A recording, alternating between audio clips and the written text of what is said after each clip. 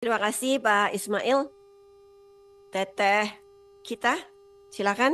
Teteh Rike di ya live dulu. Jangan lupa pastikan On dulu, on dulu. on dulu, bener. WhatsApp dulu.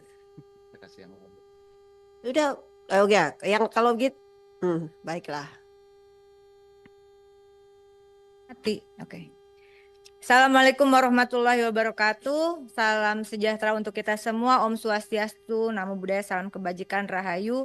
Yang kami hormati pimpinan dan anggota Komisi 6 DPR RI, yang kami hormati Menteri BUMN beserta jajarannya, yang kami hormati Menteri Perdagangan, Wakil Menteri Perdagangan beserta jajarannya, dari KPPU, Bapak Ketua KPPU, kemudian Ketua BPKN beserta jajarannya, dan hadirin yang hadir pada rapat siang hari ini. Bapak Ibu yang kami hormati, ternyata efisiensi anggaran itu begitu dijalankan tidak sederhana. Karena yang sederhana itu rumah makan Padang. Udah serius, Pak Erick Thohir udah melotot. Bener kan Mas Eko? Iya. Jadi ada catatan penting bahwa pertama tentu saya secara pribadi maupun fraksi, saya kira Pak Adi dan Pak Mufti sebagai Kapoksi sudah tidak ada, dan juga Komisi 6 mendukung arahan Presiden agar terjadi efisiensi anggaran. Karena selama ini kita tidak pernah, ini satu langkah yang progresif menurut kami di dalam politik anggaran bagi pemerintah maupun bagi DPR RI. Belum pernah ya kita ada, dan ini dibuka minta efisiensi lalu rekonstruksi dan sebagainya. Namun demikian tentu saya ingin menyampaikan beberapa hal, beberapa data, mohon dikoreksi jika saya salah. Pertama, landasan dari terjadinya efisiensi tahun anggaran 2025 itu adalah Perpres nomor 1 tahun 2025 tentang efisiensi belanja dalam pelaksanaan APBN dan APBD tahun anggaran 2025 yang diterbitkan 22 Januari 2025. Betul ya Bapak Ibu ya? Sepakat ya. Kemudian keluarlah Surat Menteri Keuangan nomor S-37-MK.02-2025 tentang efisiensi belanja KL dalam pelaksanaan APBN TA 2025 yang terbit 24 Januari 2025. Betul ya Bapak ya?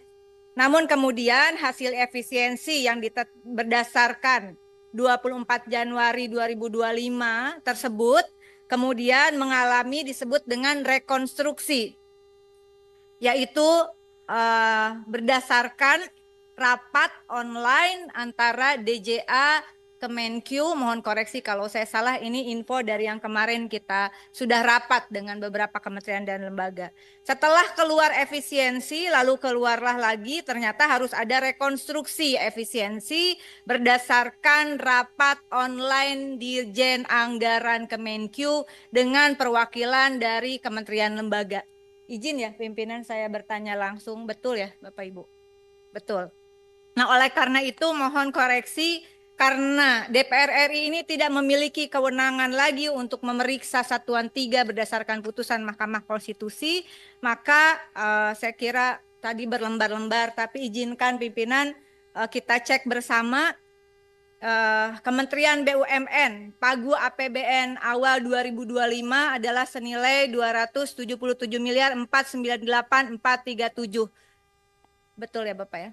Kemudian nilai efisiensi berdasarkan surat Menkyu 24 Januari 2025 123 miliar 600 juta. Lalu kemudian setelah efisiensi sisa 153.898.437. Betul ya? Betul. Mohon izin ya pimpinan ya. Kemudian Kementerian Perdagangan 1.853 miliar 277.516 mengalami efisiensi 812 miliar 197.000 berdasarkan surat Menkyu 24 Januari 2025, sehingga setelah efisiensi anggarannya adalah 1.041.080.516.000. Betul. Kemudian KPPU pagu APBN awal 105.373.198.000, efisiensi surat 24 Januari Kemenkyu 42 miliar 200 juta. Setelah efisiensi artinya KPPU mendapatkan 63 miliar 173.198.000. BPKN pagu awal 8 miliar 967.942.000, efisiensi di 24 Januari 2025 senilai 6 miliar 582.942.000. Setelah efisiensi sisa 2 miliar 385.000 saja. Lalu kemudian nilai efisiensi tadi direkonstruksi pada tanggal 11 Februari 2025 sehingga nilai efisiensi berdasarkan rapat online DJA Kementerian Keuangan beserta perwakilan dari KL adalah Kementerian BUMN mendapatkan efisiensi 115 miliar 524.996.000 dan setelah rekonstruksi 11 Februari sisa 161 miliar 973.441.000. Kementerian Perdagangan mendapatkan nilai efisiensi setelah rekonstruksi 11 Februari 720 miliar 632.453.000 sehingga setelah efisiensi sisa anggaran adalah 1,1 triliun 322 miliar 645.063.000. KPPU setelah efisiensi 11 Februari 2025 lewat rapat online Kemenkyu, DJA Kemenkyu adalah 37 miliar 900.000 sehingga setelah rekonstruksi 67 miliar 473.198.000. Betul ya? Betul ya. Nah, saya juga ingin menyampaikan bahwa tadi karena ini menjadi pertanyaan berbagai pihak. Belanja pegawai Kementerian BUMN senilai 77 miliar 619.364.000. Kemudian Kementerian Perdagangan 694 miliar 037.509.000 termasuk titipan belanja pegawai dari BPKN. Betul Bapak? Kemudian KPPU belanja pegawai 46.898.893.000. Nah, kenapa saya sampaikan mumpung masih ada waktu, mohon tadi juga sudah disampaikan. Belanja pegawai pertama adalah Bapak Ibu jangan hanya belanja pegawai tetap di BUMN dan pegawai PNS P3K yang ada di badan begitu ya, di komisi, di KPPU dan BPKN. Tolong berikan data yang jelas tentang semua pegawai dengan status kerjanya. Itu yang pertama, karena saya sepakat dengan teman-teman lain dan tentu dengan pimpinan, kami tidak memiliki hak sekali lagi untuk membahas Satuan 3 berdasarkan keputusan MK. Tetapi kita juga bukan hanya menjaga Komisi 6, saya kira juga menjaga Presiden Republik Indonesia agar efisiensi ini karena terjadi di beberapa kementerian dan lembaga itu seolah-olah membuat orang kehilangan pekerjaan. Nah, oleh karena itu mohon nanti ini ada kesempatan besok. Jadi kalau misalnya tadi ini di luar P3K loh, ini di luar honorer loh. Ya ini di luar cleaning service loh.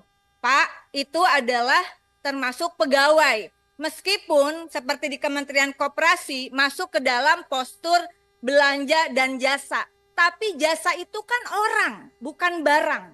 Sehingga segeralah Bapak buat konstruksi, barangkali bisa, bukan barangkali, Kementerian Keuangan jatah kepada Bapak Ibu di kementerian lembaga ini harus ditambah untuk belanja pegawai. Bahwa nanti ada efisiensi, reformasi birokrasi termasuk efisiensi sumber daya manusianya, menurut kami Ibu pimpinan itu setelah ini. Jangan sampai politik anggaran yang progresif ini kemudian membuat orang berimajinasi atau membangun skenario-skenario bahwa ini kacau balau, padahal sebetulnya izinkan oleh karena itu saya membaca tadi sudah disepakati dasar hukum kita adalah Perpres nomor 1 tahun 2025 tentang efisiensi belanja dalam APBN dan APBD tahun anggaran 2025. Di diktum ketiga, ini karena kemarin saya berdebat cukup panjang Ibu Ketua, karena ternyata yang SK Menkyu itu sudah tidak berlaku lah, kurang lebih demikian. Karena ada rekonstruksi untuk lahirnya efisiensi yang baru, begitu ya. Namun demikian dasar hukum Inpres ini dengan adanya rekonstruksi melalui rapat online Dirjen Anggaran Kemenkyu, saya kira bukan yang ditangkap kemarin ya, mungkin perwakilannya ya Pak Erik ya. Karena DJA yang kemarin ditangkap dalam kasus Jiwasraya, sekalian Pak, bagaimana statusnya di Komisaris Telkom. Nah, ini dikatakan di dalam Inpres nomor 1 2025, mohon nanti kita analisis bersama. Di diktum ketiganya bahwa kurang lebih efisiensi diawali dengan identifikasi pertama, rencana efisiensi belanja kementerian lembaga sesuai besaran yang ditetapkan oleh Menteri Keuangan. Ini sudah ditetapkan oleh Menteri Keuangan 11 Februari 2025. Namun yang ke diktum keduanya, diktum ketiga angka 2. Identifikasi rencana efisiensi sebagaimana dimaksud pada angka 1 yang oleh Menteri Keuangan sekurang-kurangnya terdiri atas belanja operasional perkantoran, belanja pemeliharaan, perjalanan dinas, bantuan pemerintahan, pembangunan infrastruktur, serta pengadaan peralatan dan mesin. Dengan demikian yang menjadi stressing hanya poin-poin di diktum ketiga angka kedua. Penyelesaian perkara, penyelidikan atau pengawasan yang dilakukan oleh Badan Konsumen maupun KPPU, menurut kami itu tidak masuk di dalam amanat Presiden ini. Sehingga Bapak sampaikan berapa kebutuhannya dan itu akan menjadi izin pimpinan. Semoga menjadi catatan di dalam kesimpulan rapat ini. Barangkali nanti besok ada perubahan karena tidak mungkin kasus-kasus itu tidak diselesaikan. Diktum ketiga angka 3 adalah identifikasi rencana efisiensi oleh Menteri Keuangan di angka 1 tidak termasuk A. belanja pegawai dan belanja bantuan sosial. Dengan demikian Bapak Ibu dan rasanya mohon dukungan dari pimpinan dan anggota Komisi 6. Perintah Presidennya jelas. Perintah Presidennya jelas.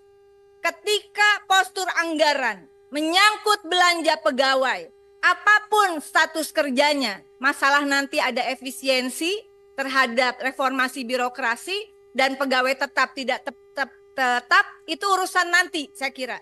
Jangan sampai chaos baru mau diefisiensi seolah-olah instruksi presidennya salah. Instruksi presidennya benar nih. Belanja pegawai tidak masuk ke dalam efisiensi. Oleh karena itu nanti menjadi catatan penting, izin pimpinan mohon dimasukkan ke dalam catatan. Segeralah Bapak Ibu dari kementerian dan lembaga yang hadir di sini berikan kepada kami Komisi 6 agar catatan untuk khususnya postur belanja pegawai apapun statusnya kita masukkan ke dalam kesimpulan. Kalau kurang tambahkan Pak. Namanya usaha ya Pak. Kemudian yang kasus-kasus di perlindungan konsumen dan persaingan usaha itu juga tolong Bapak diberikan catatan atas seizin pimpinan kepada sekretariat dan menjadi bagian. Saya kira Komisi 6 ini bukan hanya stempel untuk menyetujui. Ada hal yang bisa kita perjuangkan untuk masyarakat, tentu saja kita perjuangkan mumpung masih ada jabatan, mumpung masih ada umur.